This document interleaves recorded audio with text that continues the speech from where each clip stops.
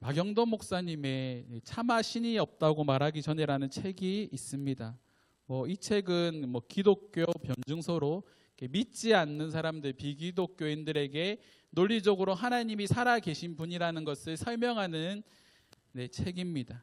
이 책의 서론에 보면 이 시대를 지배하는 두 가지 믿음에 대해서 말합니다. 첫 번째 믿음이 뭘까요? 새해니까 퀴즈 한번 해볼까요? 이 시대를 지배하고 있는 두 가지 믿음. 돈. 더 큰 덩어리로 이렇게 얘기를 나누면 첫 번째가 뭐냐면 무신론적 믿음입니다. 무신론적 믿음이라는 것은 말 그대로 신이 없다라는 입장인 거죠. 이 세상에 있는 모든 것이 우연에 의해서 만들어졌다. 자연도 우주도 생명도 모두 다 우연에 의해서 만들어졌다라고 말을 합니다. 인간의 DNA, 우주의 질서, 그리고 이 자연이 돌아가는 모든 사이클이 우연히 만들어졌다. 여러분들 이것에 대해서 어떻게 생각하십니까? 그래서 이 책의 서론에 대해서 뭐라고 말하냐면 모든 것이 우연히 만들어졌다라는 맹목적인 믿음이 어떻게 보면 유신론적 신이 존재한다는 믿음보다 더 큰 믿음을 요구한다라고 이 책은 말을 하고 있는 거죠. 이것이 시대를 지배하고 있는 첫 번째 믿음입니다. 다음 반대로 두 번째 믿음은 유신론적 믿음이죠. 우리 기독교적 입장에서는 하나님이 천지를 창조했다. 전능하신 하나님께서 천지를 창조했다라는 그 믿음을 우리가 고백하는 것이 유신론적 믿음인데, 이 유신론적 믿음, 하나님이 존재한다라는 사실을 크게 두 가지로 나타낸다고 말합니다. 첫 번째가 뭐냐면 자연. 하나님께서 만드신 자연을 통해 이 자연이 순환되고 계절별로, 특히 우리나라 같은 경우는 사계절이 있지 않습니까? 그런 아름다운 계절에 이제 사이클이 잘 돌아가고 세상이 흘러가는 모든 것들이 자연 법칙에 따라 이렇게 잘 조절되고 있는 것이 하나님이 살아 계시다라는 증거다. 그런데 이것만으로는 우리가 하나님을 다 믿을 수 없으니 하나님께서 우리에게 두 번째 것을 주셨는데, 그게 뭐냐면 특별계시라고 말하는 성경인 거죠. 자연을 통해서 신이라는 존재가 있구나라는 걸 이제 스치듯이 안다고 한다면, 이 신이 누구인가에 대해서 명확하게 알기 위해 하나님께서 우리에게 주신 것이 바로 성경이라는 겁니다. 그래서 우리는 자연과 성경을 통해 하나님을 명확하게 알 수 있는 거죠. 근데 이거는 우리의 입장입니다. 믿지 않는 사람들에게는 이렇게 말을 하면 어떻게 반응을 할까요? 사실 우리가 신앙생활을 시작하면서 가장 먼저 넘어야 되는 큰 산이 뭐냐면 오늘 우리가 읽었던 창세기 1장 1절의 말씀입니다. 태초에 하나님이 천지를 창조하시니라. 여러분, 이 사실을 믿으십니까? 유신론과 무신론은 종이 한 장 차이인데 글자만 보더라도 앞에 유무만 바꾸면 되지 않습니까? 한 글자 차이인데 종이 한 장 차이인데 이 경계를 넘는 것이 참 많이 힘들다라는 거죠. 이 차이가 얼마나 많이 힘드냐면, 제가 어떻게 설명을 하면 잘 설명할 수 있을까 하다가 정치 얘기를 하는 거 잘 좋아하지 않지만 정치 얘기를 이렇게 예를 들면, 진보 성향을 가지고 있는 사람이 보수적인 성향을 가지고 있는 사람으로 바뀌는 확률이 어느 정도 된다고 생각하십니까? 아니면 반대로 보수적인 성향의 사람이 진보적인 성향으로 바뀌는 거, 쉽지 않죠. 거의 불가능에 가깝다라고 생각합니다. 정치적인 성향이 그렇다라는 거죠. 그런데 믿음의 부분도 마찬가지입니다. 어떤 말을 하고 어떤 이야기를 하고 어떤 많은 논증을 해도 이 경계를 넘어가는 것이 참 많이 힘든데, 이 경계를 넘어갈 수 있도록 하는 존재가 있죠. 그분이 누굽니까? 성령이라는 거죠. 그래서 우리에게 주시는 믿음은 은혜라고 말을 하는 겁니다. 성령께서 우리와 함께 하시고 은혜를 주셔야지만 이 사실을 우리가 깨달을 수 있게 되는 겁니다. 그래서 우리가 2026년에 표대라는 주제로 교회를 세워가려고 하는데, 이 표대가 뭐냐면 나아가야 될 방향을 표시하는 장치입니다. 깃발이 될 수도 있고, 지금 말로 하면 바다에 떠 있는 등대가 될 수도 있고, 여러 가지 장치들이 있겠죠. 그러면 우리가 바라보고 나아가야 되는 표대가 무엇일까요? 믿음, 성경이겠죠. 우리가 빌립보서 3장 14절 말씀이 올해 주제 말씀인데 우리 함께 읽어보겠습니다. 함께 읽겠습니다. 표대를 향하여 그리스도 예수 안에서 하나님이 위에서 부르신 부름의 상을 위하여 달려가노라. 표대를 향하여 누구 안에서? 그리스도 예수 안에서 부르심의 상을 위하여 달려간다. 우리가 2026년 살아가야 될 삶은 누구 안에서 살아가는 삶입니까? 그리스도 예수 안에서 살아가는 삶이죠. 그리스도 예수 안에서 살아가기에 우리에게 필요한 게 뭡니까? 하나님의 말씀을 바로 아는 것, 믿는 믿음이 우리 가운데 중요하다라는 겁니다. 그 믿음에 대해서 우리가 당분간 살펴보게 될 텐데, 그 믿음의 첫 번째 나오는 내용이 바로 오늘 우리가 살펴본 바로 본문 말씀인 거죠. 창세기 1장 2절은 믿음의 서망을 여는 첫 시작입니다. 우리 1절 말씀 한번 읽어보도록 하겠습니다. 다시 읽겠습니다. 태초에 하나님이 천지를 창조하시니라.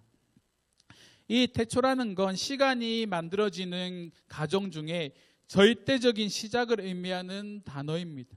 아무것도 없는 상태에서 절대적인 시작을 의미하는 단어가 이 태초라는 단어인데, 하나님은 이 창조 사역을 통해 우리 가운데 물리적 시간을 처음으로 만드셨다라는 걸 1절이 말을 하고 있는 거죠.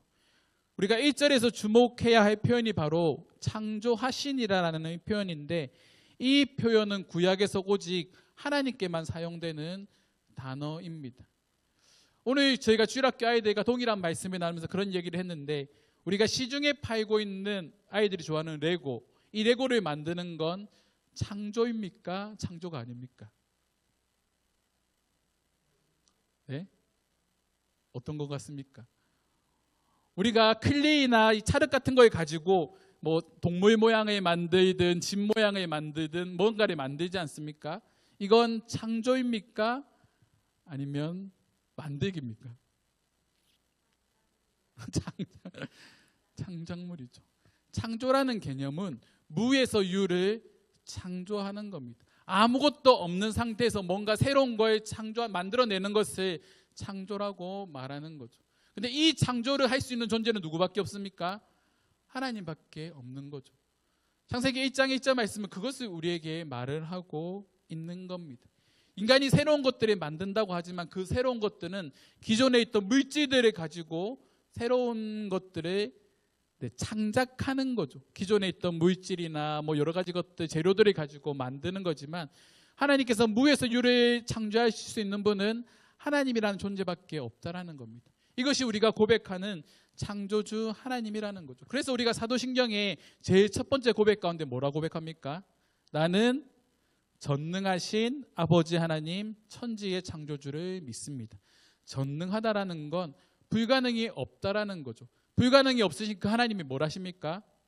천지를 창조했다라는 것을 믿는다라고 사도신경에서 우리가 고백을 하고 있는 겁니다. 이것이 우리 믿음의 고백의 시작이죠. 계속적으로 2절 말씀에서 살펴보면 2절에서는 본격적으로 하나님이 창조 사역을 시작합니다. 창조 전 이 땅은 혼돈과 공허가 가득한 상태라고 말을 하고 있습니다. 혼돈이라는 단어는 아무것도 없는 상태를 말하고, 공허는 아무것도 채워지지 않은 상태를 말합니다. 한마디로 이 땅 가운데는 아무것도 존재하고 있지 않은 상태였다라는 거죠. 근데 그 모습이 어떻냐면 마치 흑암과 같다라고 2절 말씀에서 말을 하고 있습니다. 흑암은 아무것도 보이지 않는 상태죠. 우리가 눈을 감고 있는 상태, 한 치 앞도 알 수 없는 상태, 빛이 존재하지 않는 곳에 있는 상태를 흑암이라고 말하는데, 원어적인 의미에서 살펴보면 심연의 바다, 아무것도 보이지 않는 그 상태를 흑암이라고 말을 하고 있습니다. 근데 이 흑암 가운데 오늘 말씀해 보니까 하나님의 영이 운행한다라고 말하죠. 이 운행이라는 단어도 한번 살펴봐야 됩니다. 이 운행이라는 건 어떤 뜻일까요? 어미새가 날개를 펼치고 새끼들을 보호하고 있는 상태가 운행인 겁니다. 흑암이 가득한 세상에 성령 하나님께서 이 흑암 가운데 자신의 날개를 펼쳐서 이 흑암을 덮고 있는 상태, 그것이 바로 운행하다라는 표현입니다. 이 성령이 덮고 있는 그 상태에서 하나님께서 뭐라고 말씀하십니까? 오늘 말씀에 빛이 있으라고 말씀하시는 거죠. 성령의 손길과 함께 하나님께서 빛이 있으라고 말하니까 흑암 가운데 있던 이 세상 가운데, 혼돈 가운데 있던 이 세상 가운데 빛이 창조되었다라는 겁니다. 그리고 오늘 말씀 가운데 빛이 있으라 하시니 빛이 있었고, 하나님이 빛을 만드시고 난 다음에 뭐라고 말씀하십니까? 보시기에 좋았더라라고 말씀하시는 거죠. 그리고 빛은 낮이라 어둠은 밤이라 칭하십니다. 빛을 만드신 후 하나님은 빛과 어둠을 구별하시고 이 땅 가운데 새로운 질서를 부여하셨습니다. 빛을 낮, 어둠을 밤이라 말하시죠. 근데 고대 사회에서 특정한 어떤 것에 대해서 이름을 붙인다라는 건 그것에 대한 소유권을 가지고 있다라는 것을 의미합니다. 하나님께서 빛을 빛이라고 칭하시는 순간 이 빛은 누구의 것입니까? 하나님께서 만드신 피조물이 되는 거죠. 그만큼 권세가 있다라는 겁니다. 그렇게 하나님께서 이 땅의 모든 만물을 창조하셨다라는 건 하나님이 이 땅의 주인이라는 것을 선포하는 내용입니다. 그런데 그 선포하신 창조물 가운데 하나님께서 뭐라 말씀하시냐면 보시기에 좋았더라라고 말씀하시죠. 이 좋았더라라는 뜻이 뭐냐면 완벽한 상태, 하나의 흠도 없는 상태라는 의미입니다. 하나님께서 만드신 모든 피조물 가운데 하나님은 보시기에 좋았더라라고 말씀하시는데 이 말씀은 하나님께서 만드신 모든 피조물들은 선하고 완전한 상태로 하나님께서 만드셨다라는 겁니다. 이런 관점을 가지고 우리가 나라는 존재를 받아보면 나는 어떤 존재입니까? 하나님 보시기에 완전한 존재, 하나님 보시기에 심히 좋았다라고 말씀하실 정도로 완벽한 존재로 저와 여러분들을 만드셨다라는 거죠.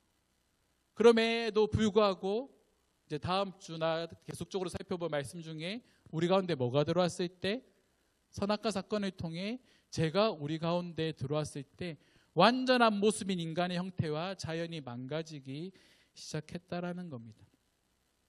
이 문제를 해결하기 위해 하나님께서 보내신 분이 있는데 그것이 바로 우리가 믿는 예수 그리스도라는 거죠. 우리가 예수 그리스도를 믿는다라는 건 무엇을 믿는 겁니까? 베드로가 고백했던 주는 그리스도시요 살아계신 하나님의 아들이십니다라는 그 고백을 우리가 믿는 겁니다. 주라는 뜻은 주인, 예수님만이 나의 주인이십니다. 하나님만이 나의 주인이십니다라고 고백하는 것, 그것이 우리의 믿음의 고백이고, 그리고 그리스도, 예수님만이 나의 구원자이십니다 라고 믿는 것이 우리의 믿음의 고백인 거죠. 그리고 그 다음에 나오는 주님이 나의 주인이시고 구원자이십니다라는 고백과 함께 가장 하이라이트가 되는 고백이 뭡니까? 예수님이 살아계신 하나님의 아들이십니다. 예수님이 하나님이시다라는 그 고백입니다. 이 고백이 우리 가운데 있을 때 우리 안에 어떤 역사가 일어나게 되냐면 새로운 창조의 역사가 일어나게 되는 거죠. 이전에 살아왔던 혼돈과 공허 가운데 살아가던 내 삶이 하나님께서 세상을 창조하시고 새로운 질서를 부여하시고 심히 좋았더라고 말씀하셨던 그 상태로 돌아가기 위해 우리가 베드로가 했던 그 믿음의 고백을 해야 하는 겁니다. 그리고 그 고백을 한 자들에게 예수님께서 우리 마음 가운데 들어오게 되시는데 그때부터 혼돈과 공허 가운데 살아가던 우리 가운데 참된 위로와 평안을 우리가 경험할 수 있게 되는 거죠. 혼돈과 공허가 이 죄의 모습을 상징한다고 한다면 이 예수라는 빛이 우리 가운데 들어오게 되었을 때 어떤 역사가 일어나게 될까요? 우리 요한복음 8장 12절 말씀 우리 함께 읽어보도록 하겠습니다. 함께 읽겠습니다. 예수께서 또 말씀하여 이르시되 나는 세상의 빛이니 나를 따르는 자는 어둠에 다니지 아니하고 생명의 빛을 얻으리라. 나는 빛이니 나를 따르는 자는 어둠에 다니지 아니하고 생명의 빛을 얻는다라 말합니다. 예수님 자체가 빛이라고 말하는 거죠. 여러분 이 사실을 믿으십니까? 예수님이 나의 빛 되심을 믿으십니까? 우리가 여전히 혼돈과 공허 가운데 살아가는 이 세상 속에 살아가지만 예수라는 분이 내 안에 자리 잡히기 시작하고 내가 그분을 믿기 시작할 때 그분이 우리 가운데 빛이 되셔서 어둠을 물리치시고 새로운 생명을 우리에게 주시는 놀라운 역사가 우리 가운데 일어나게 된다라는 거죠. 우리 요한복음 12장 46절 말씀에도 예수님은 동일하게 말씀하십니다. 나는 빛으로 세상에 왔나니 물은 나를 믿는 자로 어둠에 거하지 않게 하려 함이라. 예수를 믿는 자들에게 예수님은 절대로 그 사람을 어둠에 머물지 않게 하겠다라고 말씀하고 계시는 거죠. 마치 혼돈과 공허가 가득한 세상에 하나님의 영이 운행하며 그 하나님의 영이 이 어둠을 완전히 덮었던 것처럼 그리고 그 가운데 하나님이 명령하셔서 빛이 있으라고 말씀하신 그 상태가 우리 가운데 임하게 되는 겁니다. 우리 가운데 새로운 질서가 만들어지는 순간이 오는 거죠. 그 질서가 뭡니까? 바로 믿음입니다. 혼돈 가운데, 공허 가운데 살아가는 세상에 흔들리지 않는 우리의 표대가 되시는 그 예수 그리스도를 믿는 믿음이 나의 가운데 있을 때 우리의 삶이 어둠이 아니라 빛을 향해 나아가는 삶이 되는 거죠. 이 빛이 바로 우리의 표대 되시는 예수 그리스도라는 겁니다. 그래서 우리가 2026년을 살아가야 될 삶은 명확합니다. 우리는 매년 다짐하죠. 우리 매년 새해 올 때마다 다짐합니다. 나 하나님 가운데 살아가야지. 열심히 신앙생활 해야지. 말씀도 열심히 읽어야지. 기도도 열심히 해야지. 선행도 열심히 해야지. 근데 이게 쉽나요? 쉽지 않습니다. 믿음 가운데 살아가는 거 쉽지 않죠. 그럼에도 불구하고 우리가 표대를 세우고 나아가야 되는 건 우리가 믿음으로 살아갈 때에 우리를 통해 보시기에 좋았다라고 말씀하셨던 그 하나님의 말씀이 성취되기 때문입니다. 우리가 믿음을 고백하고 빛의 자녀로 살아갈 때 우리 안에 일어나는 역사가 있습니다. 우리 고린도후서 5장 17절 말씀입니다. 우리 함께 읽겠습니다. 그리스도 안에 있으면 새로운 피조물이라 이전 것은 지나갔으니 보라 새 것이 되었도다. 그리스도 안에서 우리는 새로운 피조물이 되었는데 새로운 피조물이 되었다라는 것은 창세기 1장 1절 말씀에 하나님께서 세상을 창조하시는 역사가 동일하게 내 안에 일어난다라는 것을 의미합니다. 새로운 창조의 역사가 그리스도를 통해 내 안에 일어나게 된다라는 거죠. 그래서 우리는 예수를 믿게 되었을 때, 예수님이 내 안에 있을 때 우리가 살아가던 이전의 생각대로 살아가는 것이 아니라 세상의 관점으로 살아가는 삶이 아니라 완전히 새로운 생각을 가진 존재로 살아가게 되는데 그 상태가 바로 새로운 피조물이 되는 상태. 이전 것은 지나가고 새 것이 되는 상태로 우리가 변화되었다라고 말을 하고 있는 겁니다. 이 상태가 되었을 때 하나님께서 우리에게 뭐라 말씀하십니까? 보시기에 심히 좋았더라라고 말씀하시는 거죠. 완벽한 상태로, 완전한 상태로 돌아갔다라는 것을 의미합니다. 2025년에 우리의 삶을 돌아보면 우리의 삶이 과연 하나님 보시기에 완전한 삶이었습니까? 아마 그렇지 않았겠죠. 목사님 저도 동일합니다. 그런데 그 완전한 삶, 하나님께서 우리에게 원하시는 삶을 살아내지 못했더라고 해서 우리가 계속 그 상태에 머물러 있다면 우리의 믿음은 결코 성장하지 않습니다. 나아갈 수가 없는 거죠. 그래서 우리는 표대를 향해 계속적으로 나아가면서 우리의 믿음을 점점 성장시켜 가야 합니다. 그 믿음이 성장하기 위해 우리에게 필요한 것이 뭡니까? 가장 기본적인 주일 성수, 말씀과 기도, 이런 것들을 하는 거죠. 거기에 한 걸음 더 나아가 하나님께서 우리에게 요구하시는 명확한 삶을 살아내는 것이 필요한데 그 삶이 뭐냐면 우리 에베소서 5장 8절과 9절 말씀 우리 함께 읽어보도록 하겠습니다. 에베소서 5장 8절과 9절입니다. 함께 읽겠습니다. 너희가 전에는 어둠이더니 이제는 주 안에서 빛이라 빛의 자녀들처럼 행하라.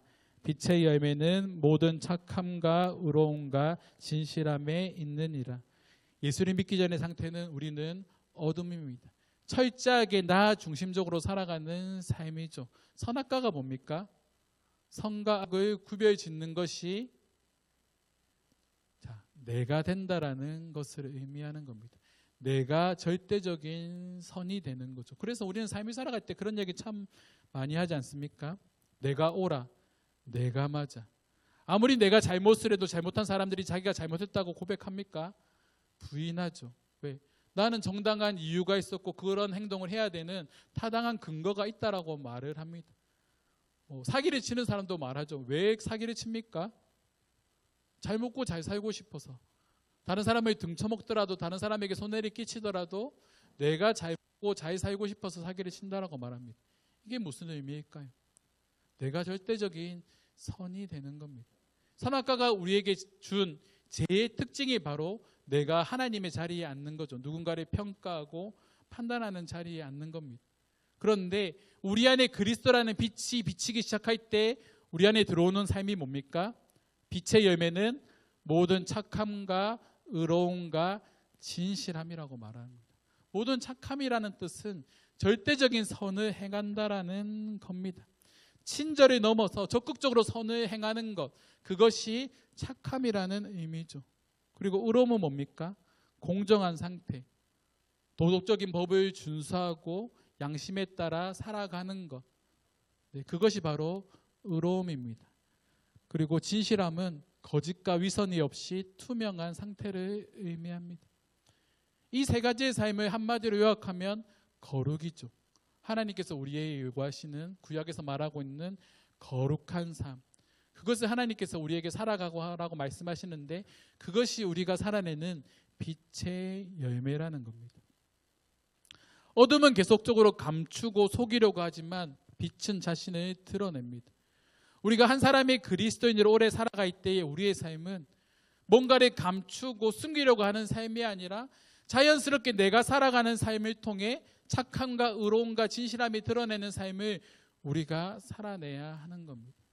하나님께서 빛이 있으라고 말씀하셨던 그 빛이 이 땅 가운데 존재하게 되는 것처럼 예수 그리스도라는 빛이 내 안에 있을 때 자연스럽게 우리 가운데 착함과 의로움과 진실함이 나타날 수 있도록 우리가 그렇게 믿음 생활을 하며 이 땅 가운데 살아가야 하는 거죠.